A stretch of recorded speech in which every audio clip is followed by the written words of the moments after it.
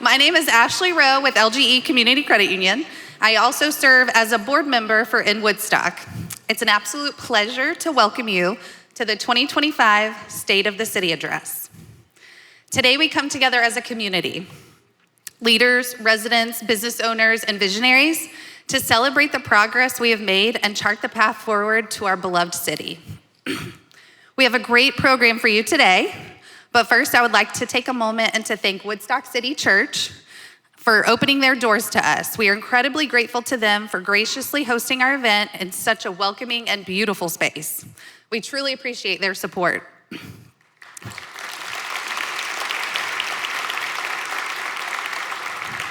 I would also like to thank each of you for being here. Your presence today speaks volumes about your commitment to the continued growth and vibrancy of our city. Whether you are here as a longtime resident, business partner, or someone new to our community, we are glad to have you as a part of Woodstock's journey. At this time, I would like to recognize a very special group of individuals who play an integral role in shaping IN Woodstock's success. When I call your name, please stand to be recognized if you are here.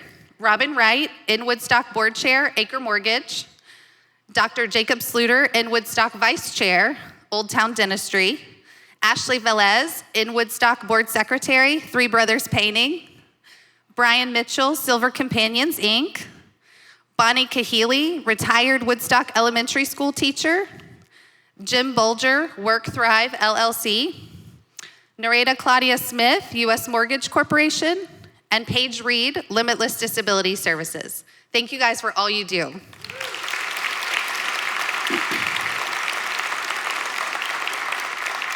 I would also like to recognize the IN Woodstock staff.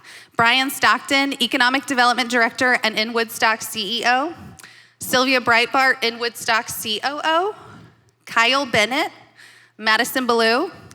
Ingrid Smith, Ava Lester, and Amanda Sutter.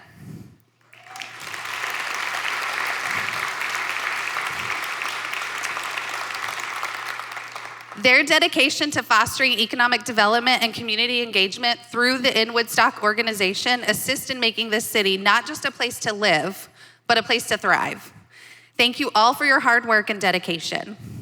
And now, it is my great honor to introduce someone who truly needs no introduction, a leader who has dedicated himself to the progress of Woodstock and the well-being of residents. His commitment to excellence, growth, and inclusivity has earned him the respect and admiration of so many in our community. So please join me in welcoming our mayor, Michael Caldwell.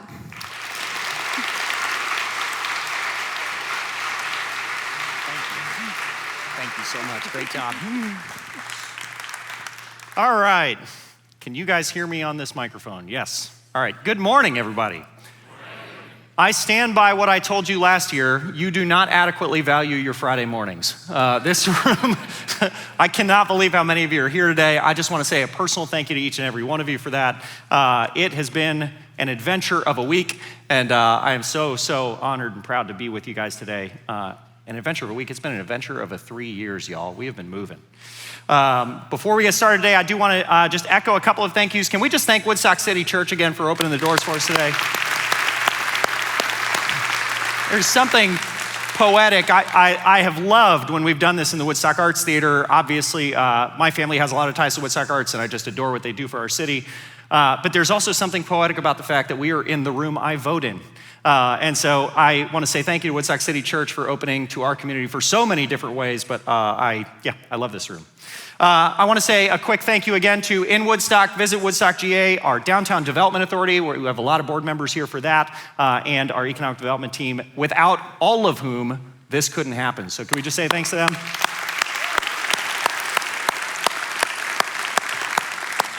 For the most dangerous thank you of my morning, I want to thank the elected officials I've spotted, and then if I've missed you, I'll apologize in front of a whole room of people, so let's give this a shot. From our county commission, I know I saw Chairman Harry Johnson with us. Chairman, welcome, thank you, sir. And serving alongside him, we've got Commissioner Benny Carter. Thank you, sir, for joining us. I saw our Sheriff Frank Reynolds. Welcome, sir, thank you for being with us. I know, I'm gonna ask you to stand for me if you are on our planning commission here in Woodstock. We've got a whole lot of planning commissioners here. Guys, welcome. Thank y'all for what you do for us. And then we've got the best municipal judge in the land. I wanna say, Judge Robert Tidwell, thank you for doing everything you do for the city of Woodstock. We're proud of you, sir. And then for the team that you sent me to go work with, we have 4 of our 6 council members with us today. So I know I saw Councilman Warren Johnson. There you are, hiding, sir. Thank you. And then from Post 2, my family's councilman, Councilman David Potts, is here with us. Thank you, sir. From the 3rd post, fresh off of 2 years, is serving as my mayor pro tem, and he has survived, Councilman Colin Ake. Thank you, sir. And then from Post 6, we have Councilman Rob Usher here as well. There you are, sir. Thank you, sir. They even set you all aside at tables for me, and I still searched as if you weren't at the reserve. Thank you. We have a whole lot of city department heads and our deputy city manager, Cody Thigpen, here. Can we say thank you to the city staff who do? And I show him off every year because he's easy to show off, but we have the best city manager in America. If not for Jeff Moon, the city of Woodstock wouldn't look anything like it does today. Thank you, sir, for everything you do.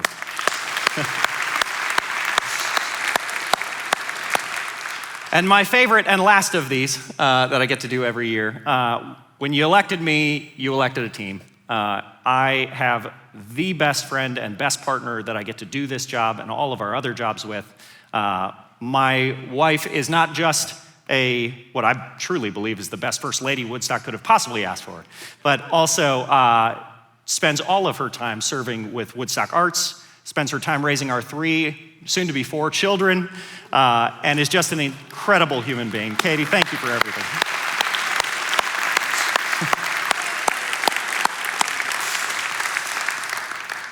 I'm gonna break off script for 1 second before I start script, so it doesn't count that I've broken it. Guys, this week, I wanna take just a second and take a moment to honor 2 groups of people. This week I had the honor of joining both the sheriff and the chief of police. We got invited on Tuesday to come up on Wednesday to the White House to be part of the bill signing for the Lake and Riley Act. And that is particularly important for our community because Lake and Riley is from our community. And so I wanna take a moment just as a room to both celebrate that we live in a nation that recognizes tragedies and does something to try to make that better for the future. But most importantly, I just want to take a moment as a community, again, to honor the Riley family and take a moment of silence for that. Amen. And then also this week, as we were returning from that, in DC, there was a tragedy at DCA. If you have watched any of the footage of that, the audio from the traffic control where Delta Flight 832's pilot called in to ask if the tower had seen that. I was on Flight 832 on the runway there, and it was an experience getting home to be with you guys today. And I say that just to say that, again, as a nation, I know that what happened in DC this week was shocking for all of us. There are 67 souls that were lost, and deep in my heart, I am grateful to God and to each of you for the opportunity just to be here with you today. Some weeks you recognize how fortunate you are to live in a community like this and to just have the opportunity to be with the people and the places and the family that you love. So if we could take a moment of silence just to recognize the 67 souls that were lost this week and their families. Amen. All right. Guys, thank y'all. I teased you at the start, but I know what it means to take a Friday morning and come and spend that in this purpose. And I really mean that. I think this is a shared purpose. So I want to say thank you for caring for our city. Thank you for your shared hearts for our city. We live in an incredible place. So I want to share a little bit about what that looks like. This is the only prepared speech that I do all year. And so I try to put some work into this for you. I'm so proud to be here with you. I'm so grateful that you've taken the time to join us here. Thank you all. Members of City Council, City Manager Moon and city staff, our honored guests, my fellow Woodstockers. Welcome to one of the most visited downtown destinations in Georgia. One of the largest cities in our state, the economic engine of Cherokee County. Welcome to the largest city in Cherokee County. Welcome to one of Southern Living's best small towns in Georgia for a quaint escape. One of Homes.com's 5 best suburbs in America. One of Wallet Hub's best small cities in America. Welcome to one of Money Magazine's top 50 places to live in the United States of America. The rest of the nation has taken notice. But I have to ask you guys, how often do you stop to realize just how incredibly special this place we get to call home really is? Because we have built a city that stands as the envy of all of our neighbors. The Atlanta Regional Commission featured Woodstock as the example of a success story for their Livable Centers initiative and their downtown redevelopment in the state of the region this year. The Metro Atlanta Chamber is underway on a Downtown Reimagined campaign, and at the city's annual meeting, they highlighted the importance of transforming the city of Atlanta back into a livable community. And during that presentation, they recognized Woodstock as an example of the kind of downtown that Atlanta should be emulating. Our capital city is looking to us. And why is that? Because our city streets rank among the safest in Georgia. Our schools are among the best in the state.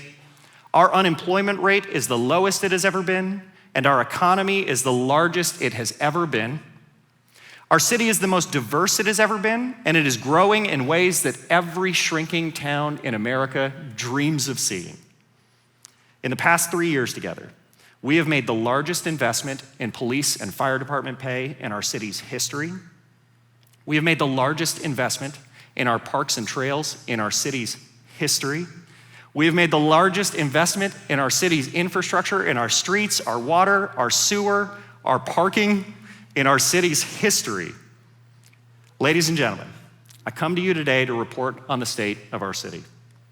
The state of our city is brighter than ever before, and we are just getting started. We have seen what happens when we focus our energy and our attention on a concerted agenda. When I came into office, we set out to accomplish an agenda centered on 3 key priorities. We would engage the largest wealth-generating mechanism in human history, American home ownership, to establish a Woodstock where anyone could build generational wealth. We would empower and attract employers to Woodstock to create a deeper sense of place and connection to our community by enabling more of our citizens to work here in our home city. And we would construct a record-breaking number of brand new parks and trails that would be a lasting legacy for generations to come. Now, because of this council's vision for parks and for green space, and because of our voters' dedication to seeing that vision come to fruition, we have delivered on that generational promise. 3 years ago, our city looked forward to a day when we might convert the 100 acres of woods along Little River from woodlands to Trickham into a park our citizens could enjoy. And in 2022, with a newly negotiated county SPLOST and the support of our voters, we dedicated $8 million to complete just the first of 3 phases of that park.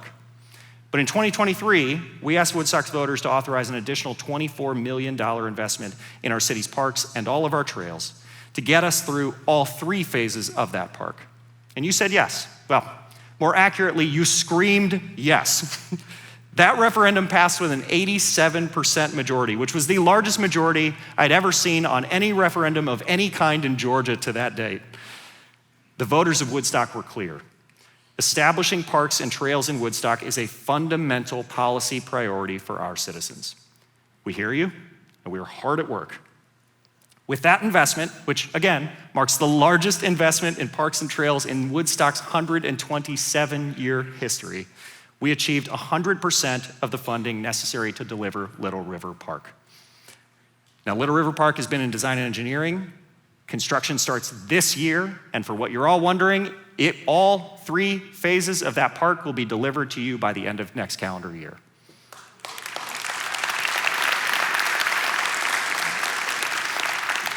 Now, this investment does not just deliver one park for you. This investment also marks the most concurrent active parks capital projects in our city's history as well. Noonday Creek Trail, which currently runs from Market Street to Highway 92, is being extended all the way to Noonday Park in Cobb County. This has been under construction since last year. We talked a lot about it in the last address, but it will be open late this summer. Yes, our long-awaited trail connection to tie us into the Silver Comet Trail is finally just months away from completion. Our leg is done, and once Cobb County gets connected up to us at their Noonday Park, you will be able to ride a bike from Woodstock to Alabama without ever leaving a trail. Again, don't know why you would, but you will be able to. It is no longer a dream. After a decade of work to get that project done, we have done it.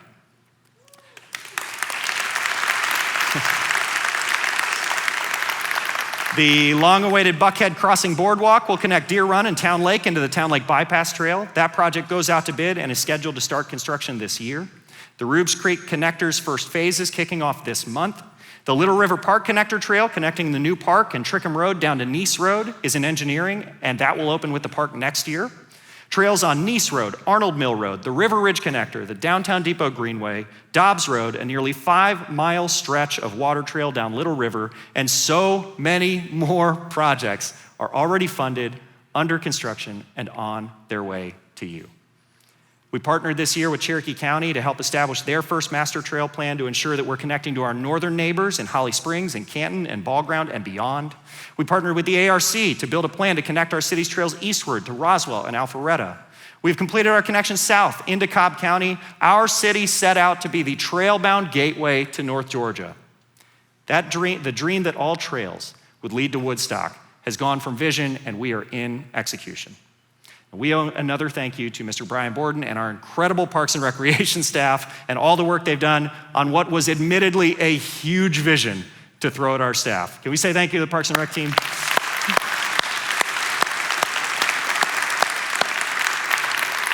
Our city is only 13 square miles. Genuine question, does it sound like we have a lot of parks and trails projects going on in that? It is a huge amount of investment in a small footprint. Parks and trails. We promised you a generational investment. That commitment has been met. The funding's been secured, the staff is executing, and the city that our children will inherit will be more vibrant for it. Now, construction is only a portion of what we task our Parks and Recreation team with, though. This year, with the help of Jamie Snyder and the department, I launched my first Mayor's Youth Leadership Academy. We invited rising juniors and seniors from across Cherokee County to submit a video application explaining what made them a leader worth investing in. Now, we have several of them here today. Would you guys stand up for me?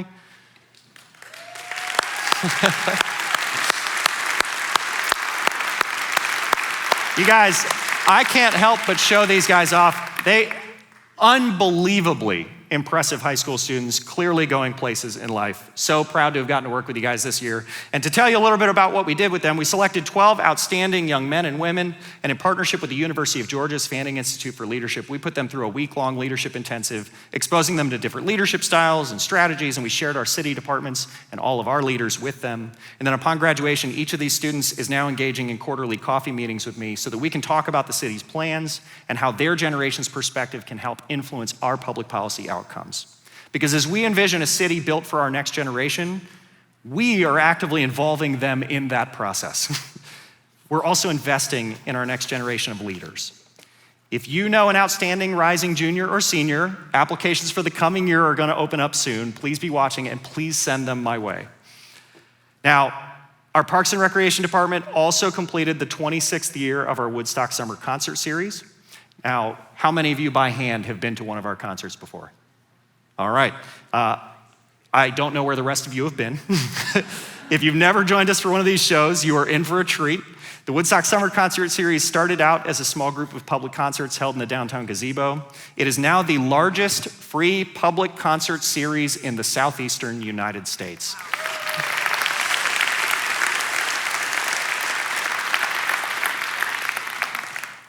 We've all put chairs up there before. With more than 14,000 crammed into the amphitheater in just one of our shows, it is an example of something that is just truly uniquely Woodstock.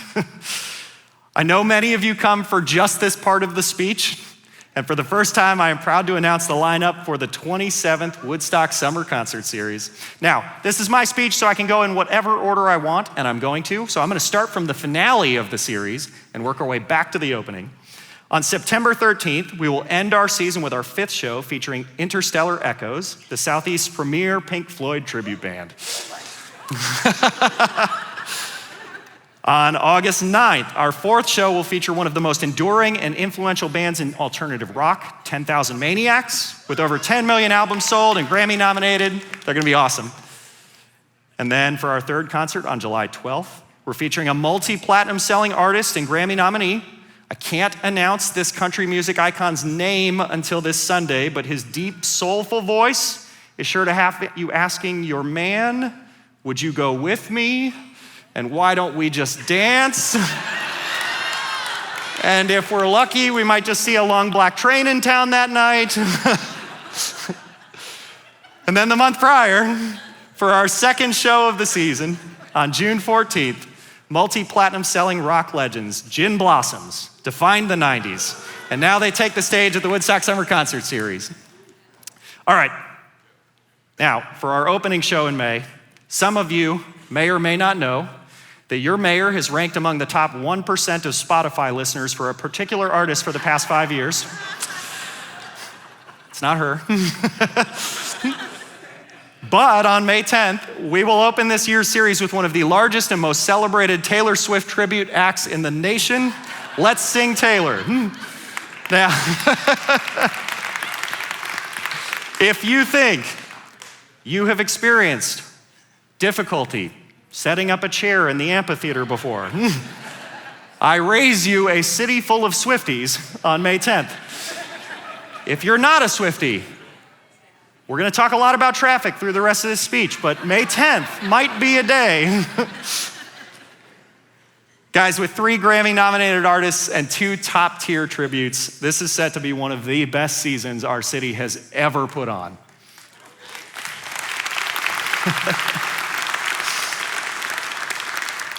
Our Parks and Rec team obviously do an amazing job for us. From special events, not showing off, but our 4th of July parade was 8 times larger than any other parade in the county this year. I'm showing off. To the management of our senior center, to a generational construction initiative, this team is helping build tomorrow's Woodstock. Because of that outstanding work, they earned the National Parks and Recreation Accreditation's CAPRA reaccreditation this year. Out of more than 10,000 parks agencies in the nation, they are one of only 193 to earn that designation. Yes, our Parks and Rec team is among the top 1% in America. And they're one of only 14 in Georgia to earn that honor. We should be proud of them. And so it is in their capable hands that we leave my administration's priority for an historic expansion of parks and trails. We've delivered. Moving forward, I'm gonna be shifting this priority to a focus on building the next generation of infrastructure here in our city. Generational infrastructure. For 15 centuries, the city of Ephesus stood as one of the most important port and commercial cities in the world. It was the site of one of the 7 wonders of the ancient world, and the Gospel of John was even written in the city. And despite centuries of withstanding foreign armies and natural disasters and disease, Ephesus learned the age-old lesson that no city can thrive while also ignoring their infrastructure. The city's harbor required a regular dredging in order to maintain access to the sea, but by the 7th century, their city leaders had just lost the will to maintain it. That harbor became impassable, and overnight that city died. And the same pattern has been happening in once vibrant American cities for decades. Now we have built a place that people want to be. With more than 28 million visits to the city of Woodstock last year, our city remains among the most sought after in the region. Our city's population was a mere 4,500 in 1990. We now boast 40,000 and stand one of the largest cities in Georgia. Within a 10-mile radius of the center of our city live just over 500,000 people. It turns out that building a city that loves beer, art, and balanced budgets, a city focused on walkability and families and vibrancy, it works. It's a recipe for success. But that rapid success brings infrastructure challenges. And when I came into office, the 2 fundamental priorities I heard from nearly every one of you were parking and traffic. And in return, I promised you orange cones. You're welcome. In my first year in office, we adopted our city's annual comprehensive transportation plan. It was the first of its kind, envisioning decades worth of infrastructure improvements and laying out a clear vision for the direction of our city's transportation network. It placed us leaps and bounds ahead of our peer cities, and it changed the trajectory of our infrastructure possibilities. Since that time, we have made the largest investment in Woodstock's infrastructure in our history. With a combination of local, state, and federal funding sources, we have partnered with the Georgia Transportation Infrastructure Bank, Georgia DOT, US DOT, Cherokee County, the Atlanta Regional Commission, the Georgia General Assembly, and thanks to Congressman Loudermilk, we have even seen direct appropriations from the United States Congress in order to prepare for a once-in-a-generation overhaul of our city's transportation network. We've already delivered on portions of that with projects like the Hub Transformation, and you can see work being done on major arteries like Nice Road and Trickham Road. But the truth is that every single major roadway or critical thoroughfare in the city of Woodstock is either currently being improved, funded for improvement, or planned and next up on the docket for the next available funding source. In just 2024, we saw nearly $10 million in additional grant funding over and above and beyond what we ordinarily fund with to execute on these plans. That went to places like Ridgewalk Parkway and I-575 directly from the United States Congress. $2.5 million from Georgia DOT for the Noonday Creek Trail extension. $1 million from Atlanta Regional Commission to deliver our Robbie Lee Hogan pedestrian plaza, and so many more. This level of outside investment above and beyond our traditional funding sources exhibits our city's ability to engage our state and federal partners, but it also shows their confidence in our city's planning and, most importantly, our ability to execute on that plan. It shows the confidence of both the state of Georgia and the United States government, and that they are bullish on Woodstock too. With the Ridgewalk Diverging Diamond intersection, the Town Lake Parkway interchange, Town Lake Parkway widening, a complete overhaul of Nice Road, an improved Trickham Road, new roundabouts, the brand new Brownlee Road connector, and continued development of our grid system, we are investing in the roads and thoroughfares that our residents and our visitors rely on in a truly unprecedented way.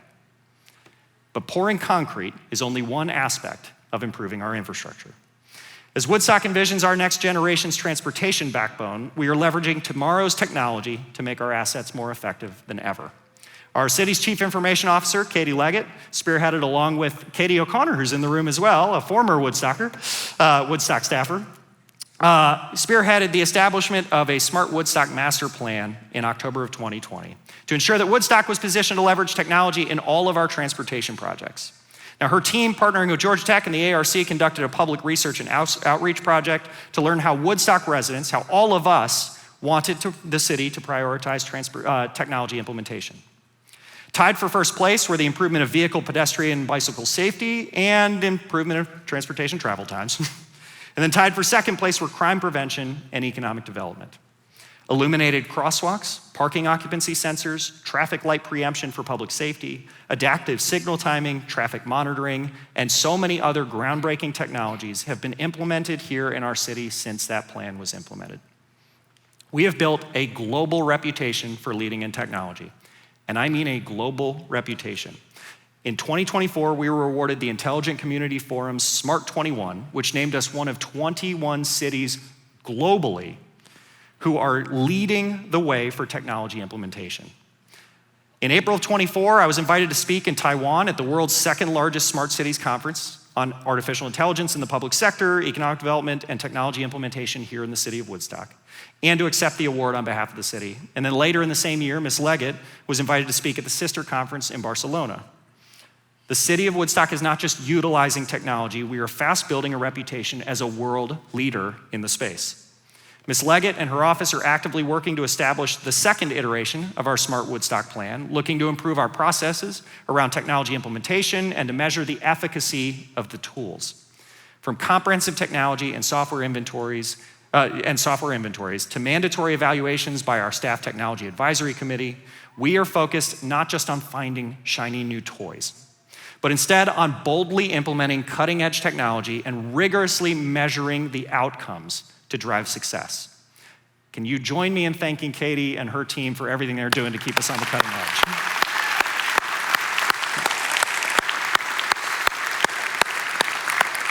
Now, one of the most exciting technology implementations for the year also happens to be among the most visible infrastructure projects in our city. In last year's address, I promised you that we would deliver a parking deck for you before the end of calendar year 2024. And if you don't think I remember a few of you laughing out loud during that speech, I remember. I remember. You were wrong. We delivered. We delivered that parking deck on December 20th. Katie, the kids, and I drove our minivan through a giant ribbon in the most suburban dad ribbon cutting in history to officially open the largest parking deck in Cherokee County. Guys, this Woodstock's parking deck is 633 spaces. And this is now the largest parking deck in Cherokee County. I want to take a moment, though, to dispel a few rumors that I have collected from social media over the course of the month since it has opened. So let's start here. First, it is free to park in the parking deck. Second, it is free to park on the parking deck on any level. No, we did not hold off opening the top two so that we could charge for them. Third, we didn't forget to finish the outside. There are buildings going up in front of the undecorated portions of this deck. Fourth, yes, in the amount of time that I've been speaking, I have not changed my mind. It is still free to park in that parking deck. And no, we don't plan to change our mind as soon as we realize that you can charge for parking in parking decks.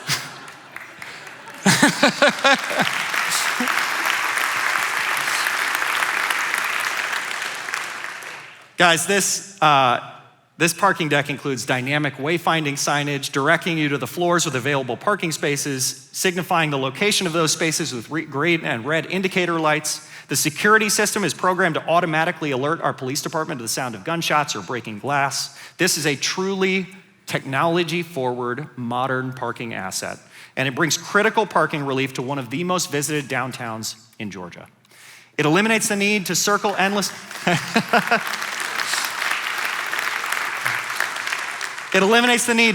endlessly on Chambers and East Main Street, which directly relieves traffic congestion on the main arteries through our city center.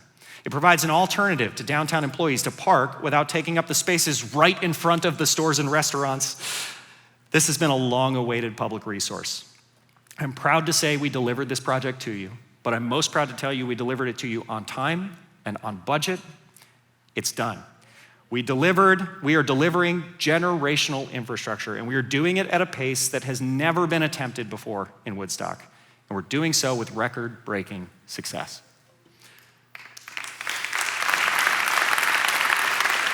And my administration's second major priority, delivering a strong, diversified economy for our city, remains in place. And we've seen incredible progress in the past 3 years.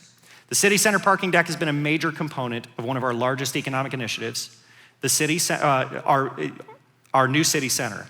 As I shared in last year's address, this project will bring tens of thousands of square feet of new office, new restaurants, new retail, a new hotel, conference space, and it has now already delivered a 6th-floor, 633-space parking deck. Enjoy the view of that parking deck while you can, because it is designed to be hidden. Now that the public sector components of the project have been delivered, the private sector is hard at work to deliver those commercial components. And I'm proud to be able to share with you the most recent renderings of what will replace your view of that parking deck soon. Along Chambers Street, sitting between the parking deck and Depot Square, you will find brand new retail and restaurants. A new restaurant will sit on the pad between Arnold Mill and the historic train depot. Between the parking deck and Arnold Mill, facing Northside Cherokee Amphitheater, you will find a brand new downtown hotel. This gorgeous skyline-defining project continues to complement our city's downtown walkability, our vibrancy, and it brings new offerings and amenities to residents and visitors alike. Perhaps most exciting, it adds thousands of square feet and multiple floors of new office space in the heart of our downtown.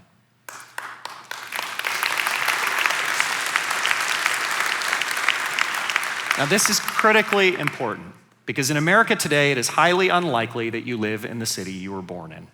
It is even less likely that you work in the city you live in. And that shift to a transient culture in our nation, the ease with which Americans are able to pick up and go, has turned our cities into consumables. When the place we start to live starts to feel worse, what do? Find a new place to live. When the place we work starts to feel less than it did, we find a new job. We have lost our sense of duty to improve the places we're in, and in doing so, we have lost our sense of place. But in Woodstock, we're in the placemaking business. We are actively making sure that we will build a strong economy that allows for our residents to work close to home. And in doing so, we are accomplishing so many positive things. We reduce the number of cars on the roads heading to distant offices. We're increasing the wealth generation for families and businesses here in our city instead of in neighboring towns. We're increasing our residents' sense of place by allowing them to spend more of their lives in the place that they've chosen to live. We are building a more resilient and self-sustaining community. And that story is nothing short of impressive in Woodstock. In 2016, our city's total business revenues measured roughly $2.8 billion. In our most recent data for 2022, that number marked $4.3 billion. And presuming that trend's continued, our city's businesses are now generating well in excess of $5 billion annually. Now let's put that in perspective. What does that mean? According to the Bureau of Economic Analysis, Cherokee County's total GDP measured $10.9 billion in 2022.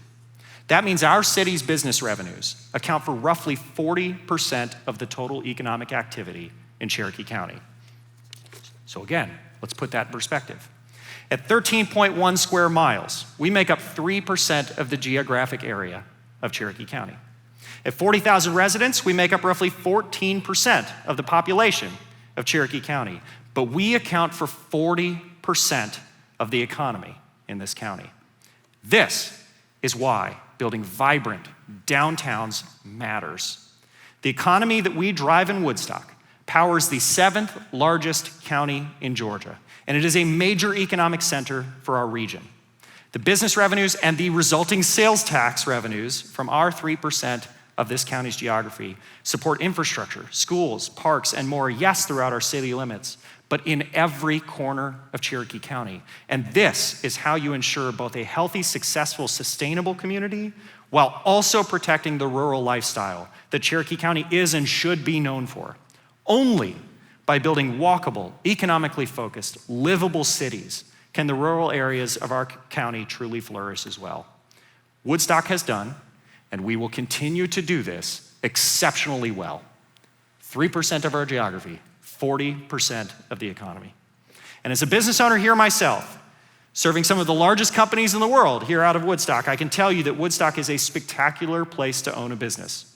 It's a great place to host a visiting customer, and it is never difficult to get employees excited about our downtown.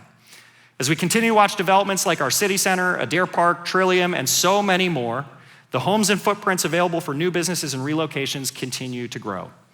If you own a business in a county nearby because it felt like the right move in the 90s, I warmly invite you to explore today's economy and relocating to the economic and population center of Georgia's 7th largest county. You will not regret it. But for residents and businesses alike, the most important function of our government is to deliver a safe city. I've proudly shared in each of my previous addresses that in the time period from 2010 to 2020, despite an increase of population in our city from 23,000 to 35,000, we saw a 45% decrease in crime. I'm proud yet again to report that thanks to the incredible work of Woodstock's finest, the city of Woodstock saw another 21% decrease in reported crime from 2023 to 2024.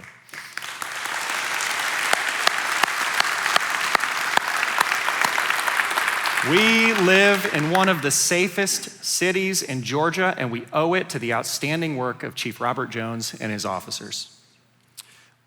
Will you guys help me thank them? Chief Jones, you're with us. Thank you, sir.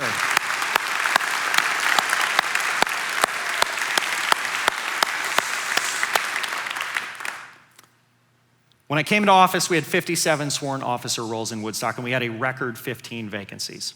Our council passed the single largest pay increase in our city's history for our police department, increasing starting police salaries by 26%. And as a result, I was able to report to you last year, for the first time in more than a decade, our department was fully staffed. And I want to say thank you to the council again for their support on that. Despite turnover, we have maintained that metric throughout the year, and this year we will be fulfilling another promise our council made to you. We will be hiring new officers to serve our downtown district. During peak hours, they will be tasked with foot patrol in our downtown, and they will also support our growing trail system. This added presence, the return to the beat cop that you get to know, We'll provide even more exposure to our community for our best-in-class police department, but it will also serve as an early investment in ensuring that we maintain our city's status as one of the safest in Georgia. Thank you, Chief.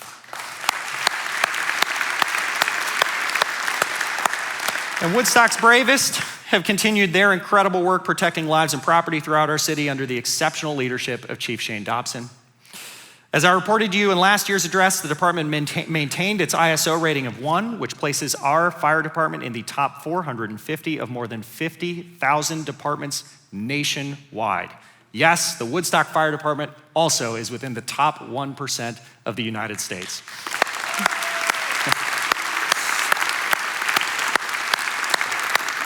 Now, Chief Dobson successfully restructured the department last year and with the council's support has started the process of building our 3rd fire station on Ridgewalk Parkway, another long-awaited project.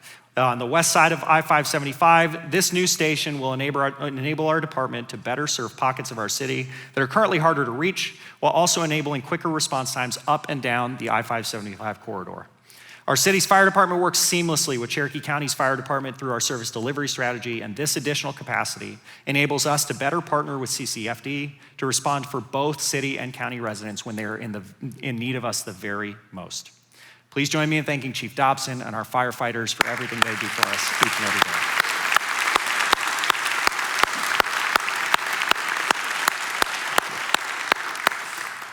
Now, the final priority of my administration's agenda remains making the American dream of home ownership available to every resident of our city. If you've ever seen me on a stage, you have heard me talk about this, and as the old CEO of LinkedIn says, when you're tired of saying it, they're starting to hear it. So this is a fundamentally important priority, yes, for our city, but for every city in America. Because all American public policy is American housing policy. 3 generations ago, the United States of America set out on the largest public-private partnership in the history of the world, and we called it the American Dream. But why do we equate the American dream with home ownership? Because wealth is not built on salary, but on appreciating assets.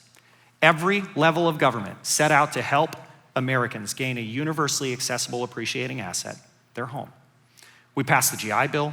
The federal government provided federally subsidized mortgage interest rates. State governments passed tax laws incentivizing ownership, and local governments zoned their cities to incentivize developers to build products that their citizens could own.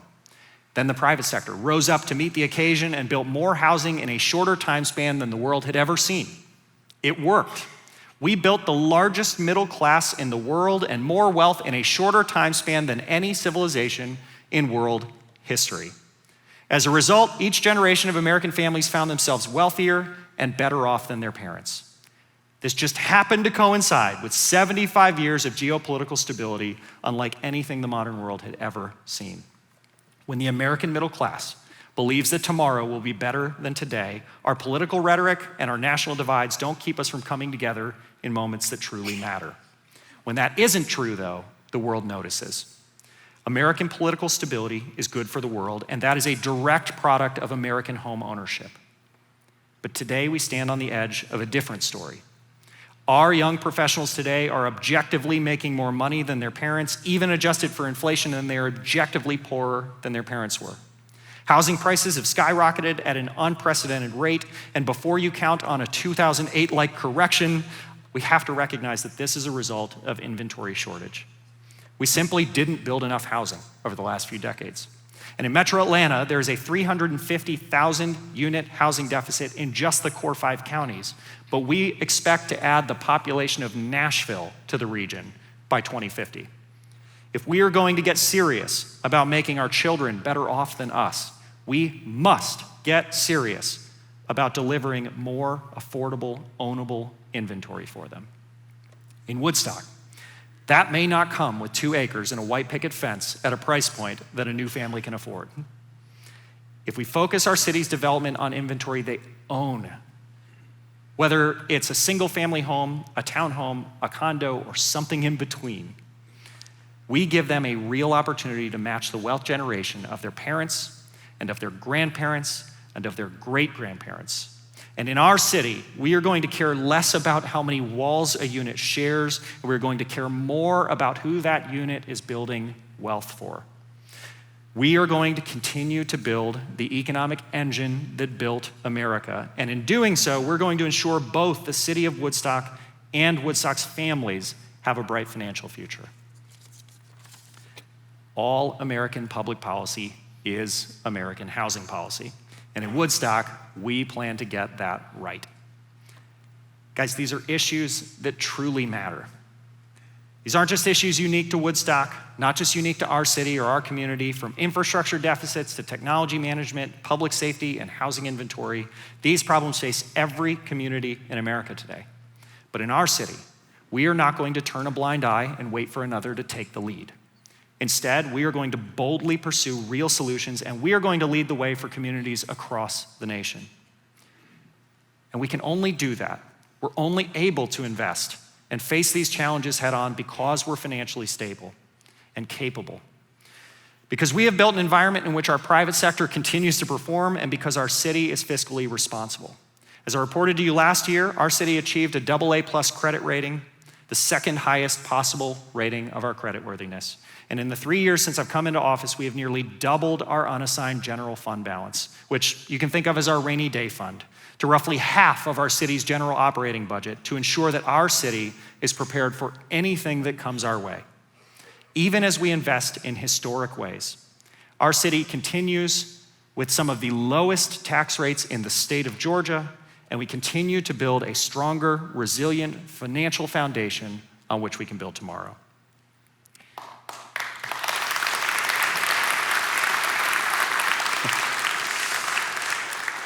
So I want to welcome you to one of the most visited downtown destinations in Georgia, one of the largest cities in our state, the economic engine of Cherokee County.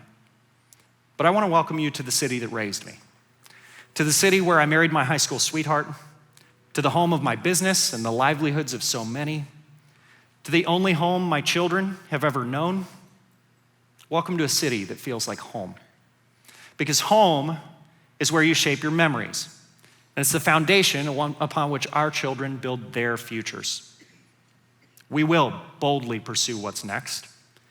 We will invest, and we will lead the way, but we will not forget the calling of every generation.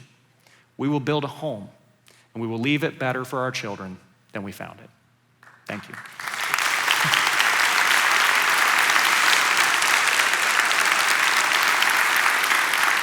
Thank you, guys.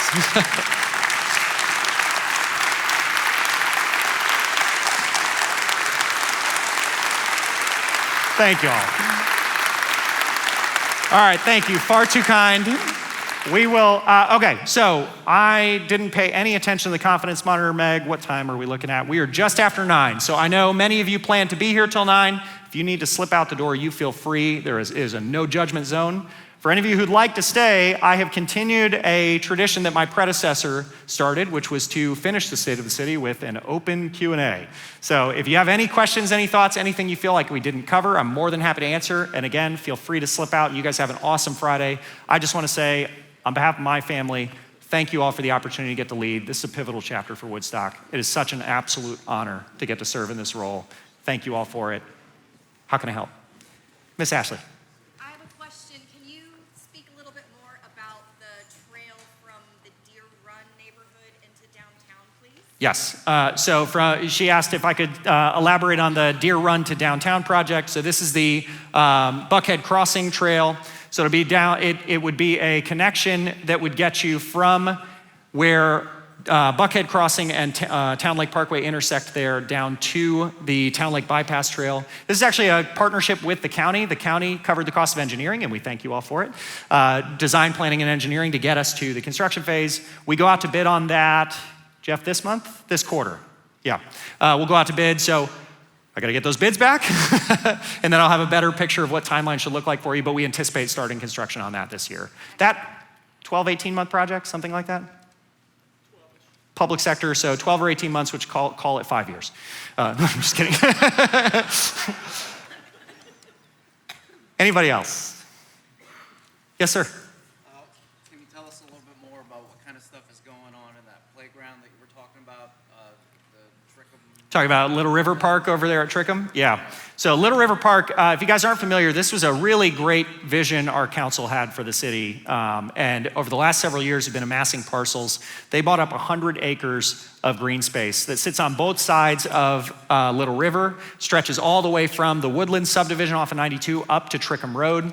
Trickham Road is where you've seen the sign for what feels like 78 years that says Little River Park coming soon. And we have been actively executing to make sure that's actually soon. Little River Park doubles the amount of public green space in our city. We had about 100 acres of parks in the city prior. This doubles the amount of that space. This park will have everything from an outdoor recreation center to playgrounds to fields to play in to kayak launches to fishing area. This is not a passive open green field. This is a next in class park offering unlike anything north of the perimeter today. That will start construction this year. They've been out there doing the design. Right now we're doing all the work that you don't actually see. And then we'll get all the dirt moving here next quarter, I think. And you'll start to see that really turn over. At the same time, we're doing an intersection improvement there on Trickham Road where the neighborhood intersects with what will be the entrance there. So we'll have the infrastructure improvement to come along with that. We'll open the park here. It should be toward the end of summer and fall of next year. They keep telling me, tell you end of calendar year next year. So we'll fall in somewhere in that range. Yes, sir. Oh, sorry. I'll jump to you first. My question is in relation to housing. One of our sister cities offers a program for a down payment assistance and offers incentives for their support staff and first responders to help them with housing. Now, when it comes to the city of Woodstock, is there some plans for mirroring a program like that, as well as when it comes to housing? Is the city looking at ADUs and maybe perhaps changing that a little bit? I know you spoke on LinkedIn recently about ADUs. Yes, ma'am. Thank you. So the question for anybody who couldn't hear, sister jurisdiction nearby has a down payment assistance program, and they particularly center it, I think I heard from you, on public safety and staff. And then secondary question of, are we looking at ADUs, which for those of us who haven't been doing this for a living forever, that's accessory dwelling units, which is the in-law suite, the separate unit within your parcel. So for the first question, I'd want to see the particular program. I don't know that we have any conversations right now about direct down payment assistance programs. We are incentivized and trying to figure out ways to partner with developers to bring inventory to the city that our staff in hero housing, public safety, fire, police, who would be interested. I will tell you one of the interesting things when it comes to hero housing, and this is just sort of, I've got the microphone so I can go on a soapbox here for a second, and I'll come back to your second question, is I want any single city staffer who wants to live in the city to have the ability to do it, because I want anyone who wants to live in the city to be able to do it. So that means we need to have a huge mix of inventory, but we also have to recognize that preference and capability are not always the same thing, right? We have firefighters who live up toward Chattanooga because they want property and they want space. I don't care how cheap I get a condo offering for them, they're not gonna move into that condo, right? So this is the nature of community building and product offering, is making sure that we have a mixed product offering so that we've got something for everybody, but we won't always be everything for everyone, right? And that is perfectly okay. So I want city staff who would like to be able to live here. I want teachers who would like to be able to live here. I want nurses who would like to be able to live here to have the ability. I also don't think it's necessarily a failure mark if they don't, right? If they choose to live somewhere else, that's perfectly okay. As for accessory dwelling units, we actually just reformed our ordinance around accessory dwelling units. I ended up on a podcast in North Fulton with Tracy Albers, our community development director, and Cam Dunn, one of our planners. And we got to talk about that to try to help them figure out how they're going to frame the discussion in North Fulton for their cities. Guys, this is a really, really cool policy opportunity because it allows for us to increase the amount of housing inventory in the city without needing greenfield development and without really needing redevelopment, right? It's homeowners in the city who are able to then augment their own property by either bringing in their kid who's aged out or bringing in their mother who's aging back into the house or even renting out that garage apartment and making a little bit of extra income and helping support their mortgage, right? So just a way to help capitalize inventory that already exists in the city and continue to meet that population demand and that housing shortage without requiring wholesale redevelopment. So we're actually leading the way on that front right now in Georgia. And we did it in response to the private sector. So we started getting so many applications from the private sector asking, hey, how do we do this? And it turned out there wasn't really a good path to do that, which raises all kinds of questions about the ADUs that were already here, but good for them. And so now we wanted to make sure that was a clear, simple, straightforward path for homeowners to understand how to do it here in the city. Thank you. Yes, sir. Mike, quick question about the park. I know that there is a roundabout plan for just in front of where the park is located. That's already one of the worst traffic areas in all of North Georgia when it comes to school time. So It's rough when Little River Elementary is letting out there. if that roundabout is happening prior to the park development, during the park development, or after the park? Prior, do we know delivery date on that, Jeff? Bid's already been awarded, the notice to proceed's been given to the contractor, they should start work any day. I love when I get to give answers like that. We're on it, doing it. We already answered it. Thank you, sir. Yes, sir. Yes, Michael. I'm glad to hear that, Metro Atlanta, we're talking about housing again. I live in Cobb County, so I've seen a lot of development since 1984, just in bloom. And now my county's trying to catch up with all the infrastructure, the electrical, the water, things like that. Have y'all really started, with the thing of new housing, have y'all really started thinking about, hey, we've got to make sure, not only do we have roads, but the electrical, the natural gas, and the water, kind of make sure. So as a municipality, electrical and natural gas aren't under our purview. They fall under utilities, but we do obviously partner very closely with both Georgia Power and CopEMC and the slew of natural gas providers here in Georgia. I think they're doing a good job of investing in that infrastructure here in Woodstock. You guys have probably seen the power line rejuvenation they've been doing. I'd love to see all of those underground, but if you find a spare $100 million that we can go bury all those power lines with, I'd love you to point me in that direction. But from a streets, roads, infrastructure, and then sewer and water, yes. So we do have a water sewer authority here in Woodstock. We clean roughly 2 million gallons a day, 2.5 million gallons a day at our Rubes Creek plant down off of Arnold Mill. I just put a video out here in the last couple of weeks. We're installing brand new membranes in that plant. That plant, when we launched it, it's a membrane batch reactor plant, MBR plant. See, I remember the things you guys teach me. Which, when we launched it in between 2000 and 2010, it was fundamentally cutting edge technology. The phosphates that we put back in that are remaining in the water after we've cleaned it, state standards make us clean to 70%. I think we have to get out of the water, and then typically, historically, you count on the creeks and the environment to do the rest. We're actually, with these new membranes, cleaning 99+% of the phosphate out of the water. Is significantly cleaner water we're putting back into the creek than what is in the creek today. So I say that to say we are actively making investments in Woodstock's water. That on a how are we sending it back from a sourcing standpoint, we get the majority of our water from one of two sources, Cherokee County Water and Sewer, and then Marietta down in Cobb County. And between those two sources, we found that as we continued to grow, pricing continued to compete there. We found a tremendously successful route by drilling our own wells. So we now provide roughly 20% of our water out of our own wells here in Woodstock. So we are not just a consumer of other agencies' water, we are producing our own water here in the city as well. That will never be, nor should it be, our sole source of water, but it's a great way to diversify our water sourcing and allows for us to both be price competitive for all of you, as well as make sure that we're resilient. The more sources you can get water from, the less likely you are to have a water crisis and shortage down path. Yes, sir. Question on the Hayden Street extension to Goshen Lane. Yes. It is on the plan. It's on the Grid Street plan. I don't know we have a timeline on Payden Street extension, though. I don't have one off. Yeah. It's one of the next up projects, though. Okay. Next up project, but I don't have funding or timeline on that one yet. Thank you. Yes, ma'am. Can you speak to the topic of public art in Woodstock? Yeah. Oh, man, you cue me up there.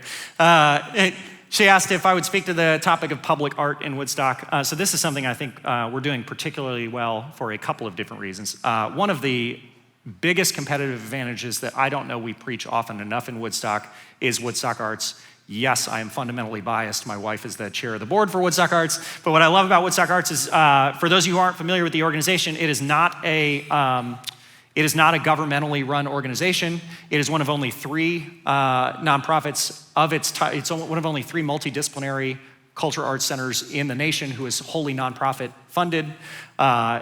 A wildly cool offering that we have, and really brings an artistic vibrancy to Woodstock that wouldn't exist without them. But the city of Woodstock has also now engaged our own public art master plan as of this year. The council adopted that.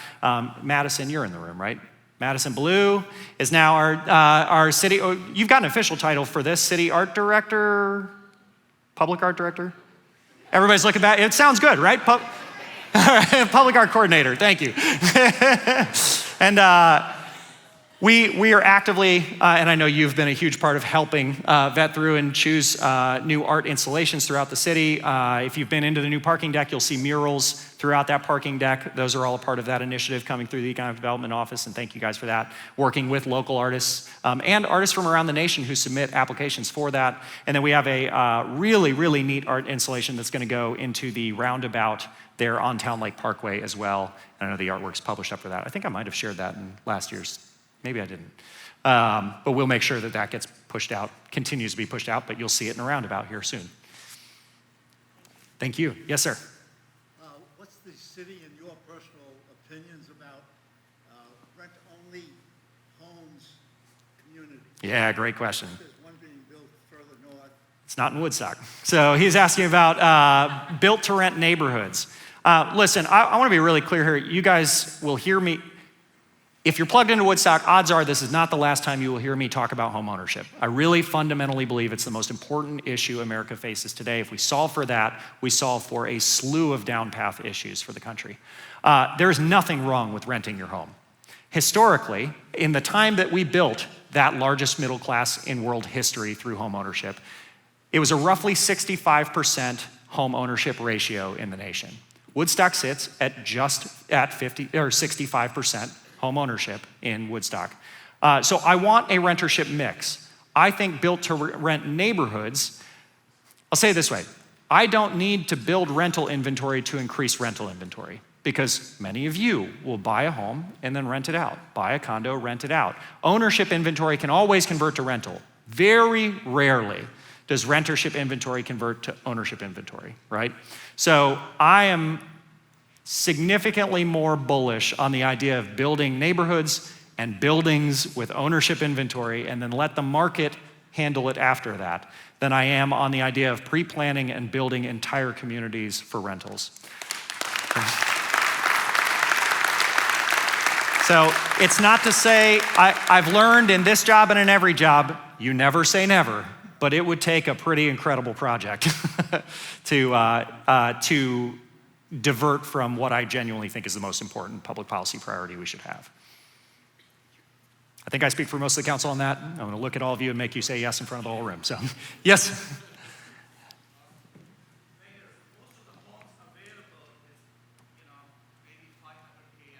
Yes, sir.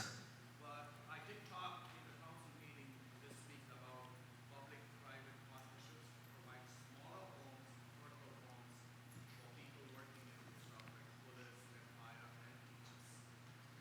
So are you and the council, are you planning to do something about it? Yeah, so his question was, home prices in Woodstock average right around $500,000 right now, which, had I told you that in 2018, can you imagine? And he came to our council this week to present the housing study that we had completed a few years ago to us and ask questions about how we're working with the private sector to partner to try to deliver smaller home inventory. I do want a market-driven approach here. I think that is in almost all ways the right way to do this. The last thing you want to do is take a critically important, huge problem and make it worse by getting the government out in front of the market on it. But that doesn't mean we can't lead the way on pilot projects, and it doesn't mean that we can't work on things, particularly, like you said, around hero housing and city team opportunities in that. We've got a couple of things we've played around with. We have some parcels around the city that the city owns that we're starting to explore conversations around. How could we sell that to a developer if we were to help, if they were to be willing to deliver that kind of product? We're in early stages on that. I think we might even be hearing about some of that in our retreat this weekend, our council retreats this weekend. So I don't have concrete answers on that yet, but we are working on what a plan could look like. Yes, ma'am. Yes. I love the development. I love building. I'm in the industry. I'm a commercial owner, business owner, and residential property owner. Awesome. I am definitely pro-build, townhomes, condos, houses, whatever. Whatever I do see a need, though, is hopefully something that we're going to be proactive on and not reactive on. Last night, prime example, I'm at Forever Young. Yes, ma'am. At night, walking across the crosswalk to the public parking at Chattanooga Tech.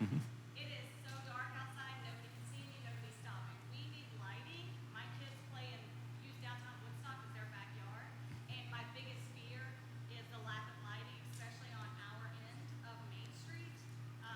So are there some immediate things in the works? Because I don't think we can keep waiting for building to answer them. So I know there's, thank you. So she's asking about how do we make sure that our streets and sidewalks are lit well through downtown, especially as we add more and more people on them. And then she's asking particularly just north of the main downtown area there at Rope Mill, where it splits off, that it gets very dark on the sidewalks there. That's actually the first time I've had that raised, but I have walked that. I have very good friends off of Dobbs and Park Circle there, and I walk over there every now and then, and that's a dark corridor, you're not wrong. There's a development that's going through the planning process down there right now that I think could be a component in helping light that sidewalk area.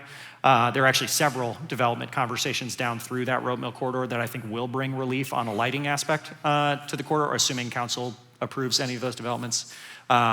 But that's a good question. Let me take that back and we'll see what we can work on. Thank you. Yes, ma'am. So for the trail systems that's being built, are we looking at staffing increase to protect and working with other cities to protect said trail systems? It's a great question. Yes, we are adding, this year I believe it's 2 police officers. I'm looking over at the chief. 2 this year? Yes, sir. Who will be, they'll have dual roles. They're going to have a downtown zone that they're responsible for during peak hours, I think 2 p.m. to 2 a.m. on key days. There'll be downtown foot patrol. The intention here is to try to have officers you actually get to know. These are the people you know and you get familiar with walking around Main Street. Shocker, community policing works. We did it for 5,000 years and then we forgot about it. So we're going to double down on that here. And then when they're not doing that, they will be doing patrol runs through downtown and off on the trails to make sure that we have an added presence there as well. I don't want to pretend that as trails get added that you can be on every square inch of trail all the time. You can't be. The same's true for our roadways. The same's true for our sidewalks. As the city grows, it is a larger footprint to try to monitor. We are exploring ways that we can do that remotely. But in the meantime, we're adding officers. I guess important note too, I get asked a lot why we haven't added officers before, and I guess I would point back to, we had 15 vacancies. So you can add all of the officer slots you want, but if you can't get officers to fill the roles that you have already, it doesn't really matter how many empty slots you offered, right? So now that we're in a position where we've actually filled our existing officer roles, we're going to start adding this foot patrol downtown. We have an opportunity to really explore what the next generation of policing looks like in Woodstock and data drive why we do that. Thank you. Yes, sir? Michael, I think I speak on behalf of the room that we appreciate the service that you've offered, and many of us get to call you friends. Thank you. I have a serious question. What do we have to do collectively in this room to get Trader Joe's?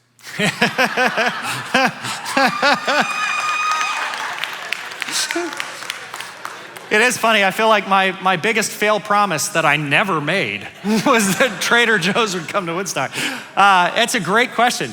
So what I have been told is that Trader Joe's sees us as a potentially cannibalizing market for their Roswell store, which when I say out loud, all of us just internally groaned because we go, I don't drive to that Roswell store because it's too far away. But their data tells them they're nervous about that. Trader Joe's, the other way that you tend to attract a company like that is you tell them that they can build 20,000 apartment units right around the store. Not 20,000, but a truckload of apartment units around the store, which if I'm honest with you, if you give me the choice between loading Main Street up with apartments and having Trader Joe's or not, sorry guys, I'm gonna probably pass. I think there's a chance they come down anyway, I really do. We're hearing more and more conversation about it. It's feeling more realistic, but look, you have like that handful of private sector partners you'd love to see who just, they're the girl you want to go to prom with, and they don't even, they play it cool. So we'll see. We'll see. Yes, sir. Tell us more about the Town Lake roundabout. I guess maybe a Publix potentially coming as well, the connection into the neighborhood, kind of. Yeah, so if you know the roundabout on Town Lake Parkway there as you come into downtown, the parcels that run from Woodstock Parkway there where you've got the awkward little diamond of property next to the Cherokee Ford there, running down to the roundabout. That parcel will redevelop. The plans are now public. You can go on and look. There will be a grocery anchored in the middle, and then around it will be restaurants and retail out on the outside. I think they've done a spectacular job with the project plan. The council did a great job of insisting on walkability through it, so you can have trail extension all through that. Should be, look, bar none, the biggest request I had from mom constituents in the last 3 years is get me a grocery store downtown. You've got one coming. That should break ground in May or June. They want to have their land disturbance permit. Awesome. They'll have their land disturbance permit in June when they can start the site work. And then they're going to be incentivized, obviously, to get that done as fast as they can. So that's coming downtown. That will offer some really neat restaurant offerings as well as retail. They did a great job of shaping the site so that when you come downtown, it's a multi-level building coming in. It looks like you're entering into a downtown. I'm excited about that project. Yes, ma'am.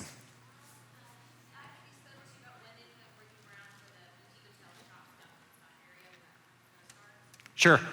So the commercial building on the front, we expect to start this year. They're already doing work in the freight depot right now, so they're converting that over into the next restaurant. There'll be a restaurant that sits next to that should be this year as well, that they start breaking ground on. That commercial building on the front side will start. The hotel, we are still working through with which partnership's gonna come get it. We actually had a conversation yesterday with a team. I think we're tentatively expecting that should start construction next year.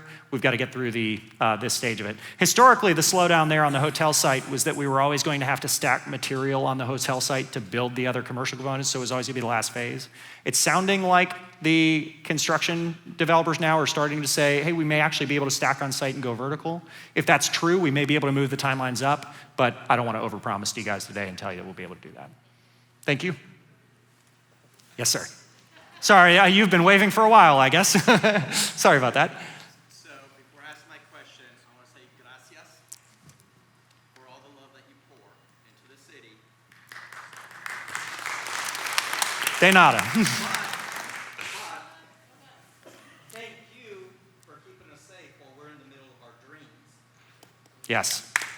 Thank you for having that protection class 1 because this is more important than what people think. To all the city employees, thank you, but that group of men that wake up early in the mornings to clean up the city, especially Yes, sir. after the concerts, it goes unnoticed. Not by me, because I say thank you to them when I'm walking. They do an amazing job to give us what we have and what we call Woodstock. It is amazing. Yes, sir. So I want to say gracias. I really appreciate it, but here's my question. Can you please speak a little bit about the rumors that I've heard that you're going to be charging at the parking deck? It is because I like you, I'm not walking out the door right now. I do want to lean into what you said at the start. Guys, we have 250 staff who work for this city, and they do the jobs that you don't notice, and that's why you love being here. They're going in, they're making sure the streets are clean in the morning. Woodstock's a fun town at night. It takes work to make the street clean in the morning. They are the ones who make a huge parade possible. They're the ones that make the largest summer concert series in the Southeast possible. Like, it is just, they do incredible work. So super, super grateful for all of them. Yes, ma'am. Hi, me again. Hey, welcome back. So to piggyback off of what Rudy's saying right there, do we have like an We do, yes. In fact, there's a name for that program. What's it called, Chief? No, I'm thinking about the citizen, yeah, what's? Citizens Public Safety Academy, thank you. That you can sign up for. I think we do that once a year. Yes, sir. Do we know what time of year do we do that, guys? Usually in the fall. Okay, awesome. 12-week program, something like that? 10-week, almost, so close. 10-week program, I think once a week, get to go and learn from both police and fire. Really, really cool exposure program.